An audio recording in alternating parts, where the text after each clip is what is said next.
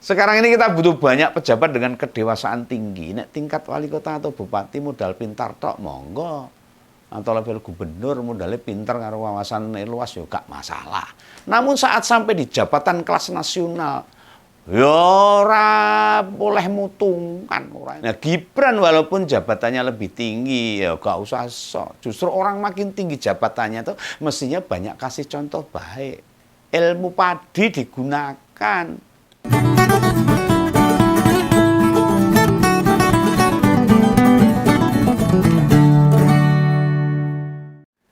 Kalau Begawan perhatikan ini dalam pemerintahan Prabowo Gibran, sebenarnya tidak semua terlihat kompak dan sinergis. Ya, konsekuensinya itu kan banyak partai, banyak pendukung, banyak kelompok ya. Pasti ya banyak pertentangan, banyak pendapat. Dan sayangnya konflik-konflik itu cetewo, welo-welo, terlihat jelas. Dan menjadi pertontonan masyarakat bila pada sebulan berjalan pemerintahan ini kekompakan saja tidak terwujud. Lah gimana ini? Nah gimana bisa jalan baik dalam 5 tahun mendatang kalau awal-awalnya sudah rusak gitu. Ini salah satu yang tak lihat ini, Begawan amati itu ada ketidakcocokan antara Menteri Perumahan Rakyat dengan Wakil Presiden. Ya enggak tahu ini cuma gimmick atau apa. Ada 2 peristiwa tapi itu yang tak lihat sebagai kejadian atau mencerminkan soal ketidakharmonisan yang saya katakan tadi. Yang pertama itu waktu Bang Ara hadir di Komisi 5 dalam rapat dengar pendapat. Itu dikonangi, dipergoi, apa ya, kesannya kayak perilaku nggak pas gitu loh.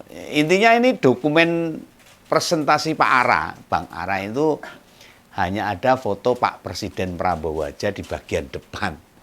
Sementara foto wakil presidennya itu nggak ada, blas. Padahal presiden dan wakil presiden itu kan sak paket gitu.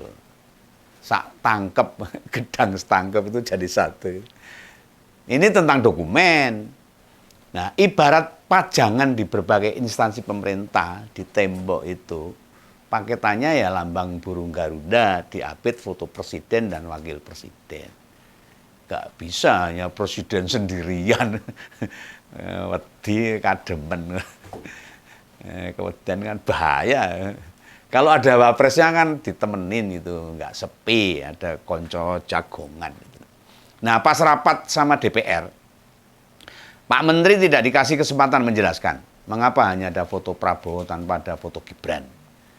Ya kayaknya sudah pada paham lah alasan mengapa dia melakukan hal itu. Dan kapan hari, kapan yaitu pas ada rapat penanganan erupsi Gunung Lewotobi laki-laki itu Lewotobi itu. Dan itu cetok itu. Keduanya bertemu bersalaman. Tapi blas tidak saling mengucap satu kata apapun tuh. Diem. Oh ya wong jutaan, tahu jutaan. Kalau orang kecil tuh jutaan ini neng-nengan gitu loh. Nah, sebelum salaman dengan mantan kader PDIP, itu sudah salaman sama Pak Pratekno, lalu sama Bu Sri Mulyani, Menteri Keuangan. Nah, yang ketiga sama Pak Ara itu, Bang Ara tuh. Setelah itu kalau saya lihat itu sama Pak Mendagri, Pak Tito Karnavian. Terus Pak Budi Gunadi, Menkes. Nah terakhir Menteri Tata Ruang itu Bang Nusron Wahid. Lah wapres sejak salaman pertama itu orang mesem belas tuh. Raut wajahnya itu kaku. Nah sedangkan para menteri masih mesem sembari melontarkan beberapa patah kata. Ya mereka kan menteri-menteri yang sudah sepuh pengalaman dan pasti bisa menjaga marwah dirinya itu.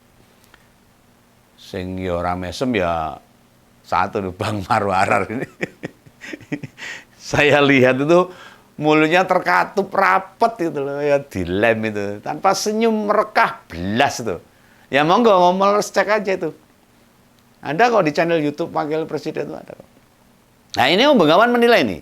Ini salah kabeh. Ora waprese, ora menterine. nek sih dorong siap jadi pejabat, belum iso nyelehke atine, urung iso ususe dawa. Ah mbok mundur saja, nggak usah jadi pejabat. Gibran nek ora terima dokumen kementerian tidak ada foto dia, ya tegur. Andika dia itu atasannya menteri toh. Meskipun masih bocah, menterinya wis tuwek-tuwek, berpengalaman, berpendidikan tinggi, ya tetap anak buahnya. Salah yang dadi anak buah. Kenapa nggak berani negur? Takut di debat, nggak bisa jawab. Ya negurnya jangan di depan banyak orang lah, nanti tersinggung, bisa kena malu. Atau pas sambutan itu disindir lah, biar tidak diulangi.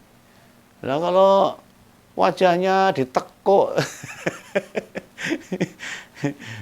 mingkem tanpa ucap merengut, ya kalah kelas akhirnya dengan yang tersenyum gembira. Mereka hati dan pikirannya fresh, jadi menang satu kelas, satu tingkat. Nah sebagai manusia ini, kita bisa nggak sreg sama siapapun? Boleh, itu hak. Hanya saat seseorang dilantik punya amanah, jalankan amanah itu dengan bahagia, gembira, happy, agar rakyat melihat bahwa ada kenyamanan. Wah iya nih, aku duwe wapres lan menteri, do seneng gembira. Wah, pasti dalam menjalankan amanah rakyat ya pasti dengan baik. Itu. Bila perasaannya atine longgar, manah atine itu longgar, manah itu hati itu loh. Perasaan, pikiran. Maka kerjanya akan sungguh-sungguh juga itu. Karena bekerja itu akan selalu menggunakan hati, orang nganggo iki tok. Seandainya ketemu jabat yang nggak cocok, ya jangan diperlihatkan sebagai orang ketimuran, itu harus jaga. Gak baik itu langsung tas-tas bras-bras. Nah Gibran walaupun jabatannya lebih tinggi, ya gak usah sok. Justru orang makin tinggi jabatannya itu mestinya banyak kasih contoh baik. Ilmu padi digunakan. Nah beda soal bila pejabat itu di saat tertentu berbuat salah, ya tegur. Menegur pun harus pakai kata-kata yang pas. Ojo miso-miso, jangan muni-muni, pampan-papan kalau bahasa Jawanya itu. Harus tepat waktu, tepat kondisi dan situasi. Lah wapres kita tuh memang secara mental ya belum siap kok. Ini menurut pendapat analisa Begawan loh. Mindset kelas C masih wali kota. Ya repot. Sekarang ini kita butuh banyak pejabat dengan kedewasaan tinggi. Nek tingkat wali kota atau bupati modal pintar tok monggo. Atau level gubernur modalnya pintar karo wawasan luas ya gak masalah. Namun saat sampai di jabatan kelas nasional, ya ora boleh mutungkan, ora untuk perengat-perengut.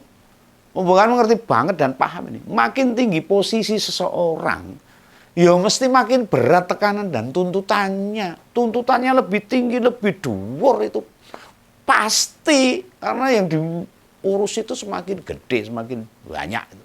Makin besar. Makanya ini yang nggak mampu ya wes rasa aneh-aneh lah. Ini bukan sekedar benci atau tidak suka.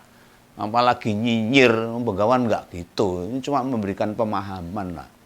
Peringatan, masukan, nek dirungokke nek ora ya wis diwacothok wae ndak apa-apa. Dengarkan aja masuk telinga kiri, keluar telinga kanan. Nah, pejabat negara itu digaji dari duit rakyat. Sekali lagi, pejabat itu dibayar, digaji dari duit rakyat, pajak rakyat termasuk Begawan. Jika tidak sanggup, turun sajalah. Nggak usah malu-malu kayak orang Jepang sana tuh, gagal ya mundur. Kalau tidak mau dikritik, lepaskan jabatan. Ini haters ngompol nggak perlu bilang, coba nih Begawan menjabat, emang bisa loh. Lah resiko pegang jabatan publik ya siap dikritik no. Lah aku nek ditawari jabatan, ya tak timbang-timbang dulu. Kira-kira saya sanggup? Ndak, pas ndak. Nah, ya toh. Punya kemampuan ndak, orang gere pokoke jagap, jabat. Ya sanggup atau tidak ya. Bisa ya, bisa tidak, termasuk kuat apa tidak ngadepi kritik. Nek nggak mau dikritik apalagi baperan ya tak tolak, nggak mau. Loh yang bayar rakyat toh. Kritik dari mereka itu hal biasa. Yang bayarin kritik ya biasa. No. Rakyat itu tuan dari para pejabat. Toh. Mereka itu pelayan rakyat, pelayan kita. Nah, Bang Marwarar sama Gibran itu kudu sama-sama introspeksi, nyadarilah kerja dengan benar itu. Nah, hingga sebulan berjalan ini loh, bagi Begawan progresnya lebih terlihat Pak Menteri Perumahan dan Pemukiman Wilayah. Nah, ini Wapres ini kan gak jelas ya aktivitasnya. Hanya ke sana kemari bagikan susu. Ya lebih suka acara-acara formal aja lah. Atau yang nggak formal ya hanya buka acara meresmikan apa atau ngelihat uji coba makan gratis ke sana kemari. Apa itu progresnya? Ya memang mau Gibran datang ke hal-hal yang banyak disuarakan rakyat. 5 tahun dia kerja, dia akan menghindar dari itu. Kemungkinan kecil dia hadir di acara-acara kampus, di perguruan tinggi manapun. Mau coy tahu. Apalagi ada dialog atau diskusi di sana yang keilmuan, akademisi dan sebagainya. Ya coba cek aja. Saat Sritek dituding pailit, apa Wapres pas pulang ke Solo mampir. Padahal itu tugas Wapres harusnya. Enggak kan? Atau pas peternak sapi Boyolali buang-buang susu beratus-ratus liter itu. Komentar wae ora gelem. Dan tidak punya empati kepada masyarakat yang lagi punya masalah baik di Sritek maupun di Boyolali. Belas. Nah, buruh tambak udang adik. Di demo waktu itu. Karena beberapa bulan nggak digaji. Apa mau mendatangi dan mendengar tuntutan mereka? Paling tidak membantulah karena adiknya. Nggak akan, nggak ada. Jangankan nemu warga yang lagi punya beban. Oh, acara sampai lebih jam 9 aja. Ngantuk katanya. Jam 9 mau tidur. Ya, hanya acara nonton bola yang bisa di atas jam 9 malam. Apa? Ada yang anggap kanal lapor Mas Wapres jadi terobosan. Alah ngawur itu nggak ada. Hanya menjadi laporan orang-orang iseng aja itu. Coba-coba. Yang akhirnya jawabannya juga nggak ada kok. Wong soal itu kata pemerintah pusat, kayak kata pemerintahan punya negara itu. Dudu nggone Wapres. Lah piye gitu. Om Begawan beneran nggak ngerti ini. Wapres kita ini ditinggal presiden. Lah kok cuma ke sana kemari rono rene riwariwi ngalur ngidul ngetan kulon. Opo wae ditekani, apa saja didatengin gitu loh. Tapi yang berhubungan dengan masalah masyarakat, akademisi, keilmuan dan sebagainya belas ada. Sedangkan di awal pemerintahan ini harus terus-menerus pimpinan negara ini mengarahkan tujuan. Pemerintahan baru mau kemana itu harus. Mau implementasikan makan bergizi kok. Ada peternak sapi perah susu, buang-buang susu. Ora digagas. Gimana nih? Mau memberantas korupsi, petugas rutan KPK aja memeras tahanan. Lah mau agar rakyat memilih pemimpin baik di pilkada serentak nanti. Lah pimpinan nasional secara kualitas marahi mumet, marahi ngeluh. Lah berharap ekonomi tumbuh. Kerangka menjalankan kebijakan ekonominya ya manut kan mbok belasah-belasah dan sadek sanyet itu. Ora ana sing bener. Lah Gibran ini memegang jabatan Wapres ini. Sepertinya ya sak mlakune wae sak titahe. Agenda-agenda dirinya terkesan nurut apa yang dia maui. Bukan kemauan masyarakat, bukan visi misi yang kemarin dilakukan. Atau berdasarkan undangan yang masuk di sekretariat wakil presiden aja itu. Wah, payah nih. Nah, meski Wapres itu orang kedua presiden atau orang kedua di negara ini, visi presiden ya kudu didukung mati-matian. Dia kan pembantu presiden juga. Beraktivitaslah yang segaris sama visi kepala negara. Pemerintah mau punya program makan gizi misalnya, ya didatangi pas anak-anak menerima makan gizi itu. Apa yang bisa dipelajari dengan nonton anak-anak makan itu. Lah Mas Wapres kan bisa belajar di situ.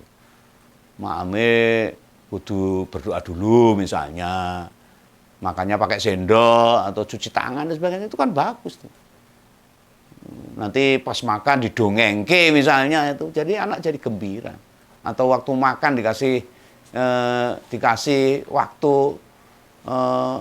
yang bisa mengembirakan anak-anak lah. Jadi visi misi makan gratis bisa sukses.